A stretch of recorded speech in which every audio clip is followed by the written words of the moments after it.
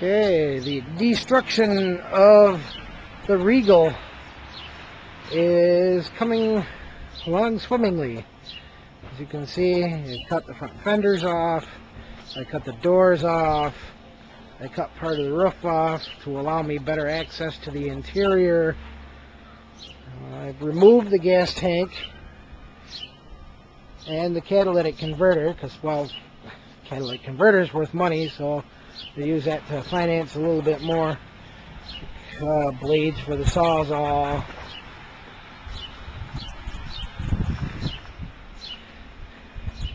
Now, rust has already taken its toll.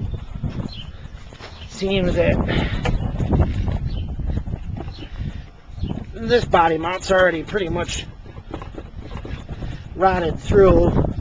I would imagine there's a couple that have rotted through, so I really won't have all that much to take out.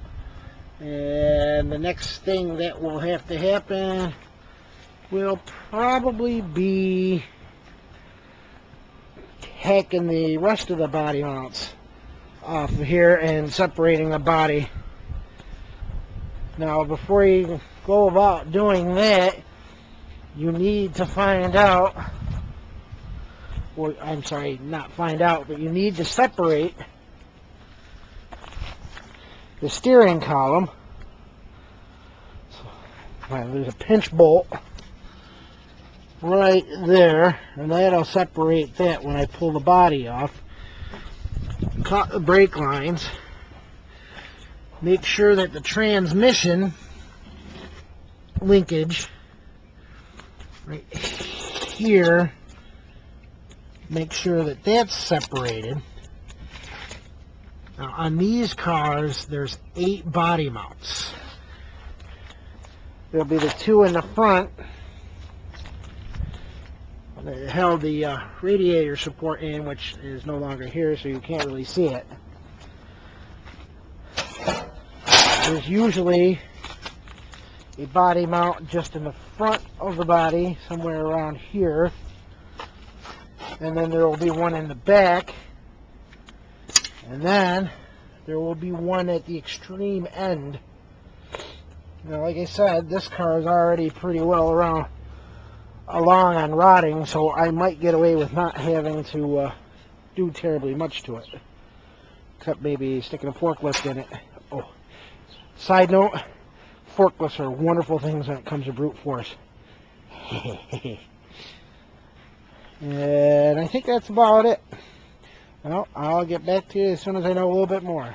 Guy that owned this before, I had this car rigged about 9 ways to Sunday. Aftermarket cruise control, aftermarket windshield wiper delay, remote trunk popper. There's something on the other side of the car that we couldn't figure out what it was. Some kind of, I don't know, door popper or something on the, weird. Gabriel hijackers, air shocks. I can't get a good picture of it under here. Or maybe I can. Set of Gabriel hijacker air shocks, which he had plumbed to a portable air compressor in the trunk, which actually is kind of ingenious. And then it's wired to a lighter socket. He's got a full, I mean, this car was wired back here for a trailer hitch. He's got a trailer hitch on it. He's got trailer wire, the lighting harness, a removable CB antenna mount. Interesting. I mean, I had to open the trunk, pull it off, and throw it in the trunk. Why you would, I mean, why not just put that on? That I don't get. You know, just mount it to the top of the car. And then the trailer hits.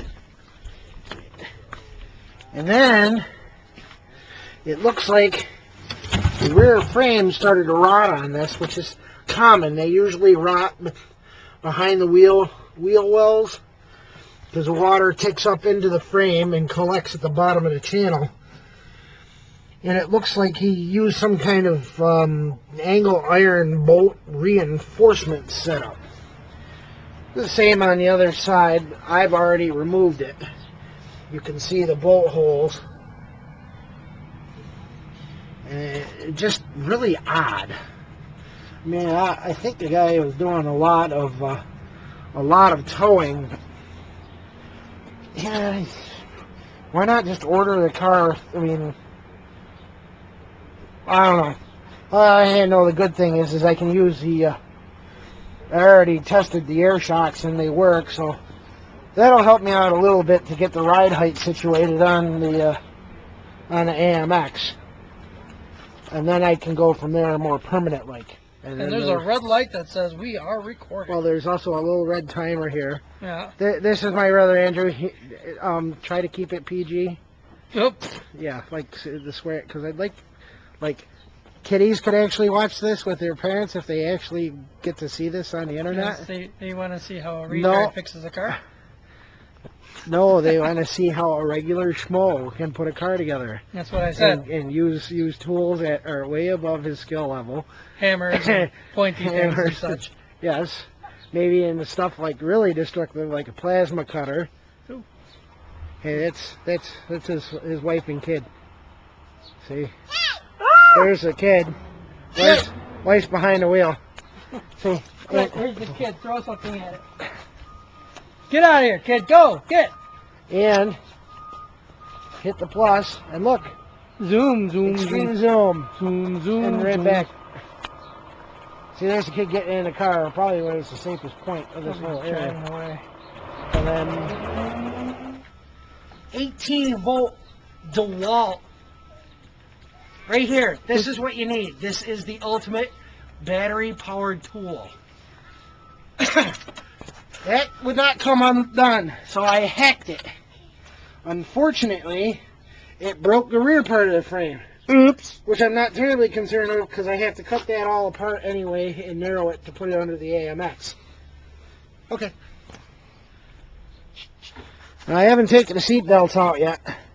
Seat belts have a special Torx head bit. I believe that's a T50. Any store, Napa or Sears. So I'll just leave the seat belts in the car until we separate the body, and then I can just get a pair of vice grips. You know, take them off whenever. Yeah, it's on. All right. Back off there, kiddo. Stop. I say back off. Means back off. We're gonna see how well the body's actually on this. The one side already came off, and I really didn't have to do much of nothing. Just broke a lot of stuff. So I'm wondering how much rust is actually holding this car together.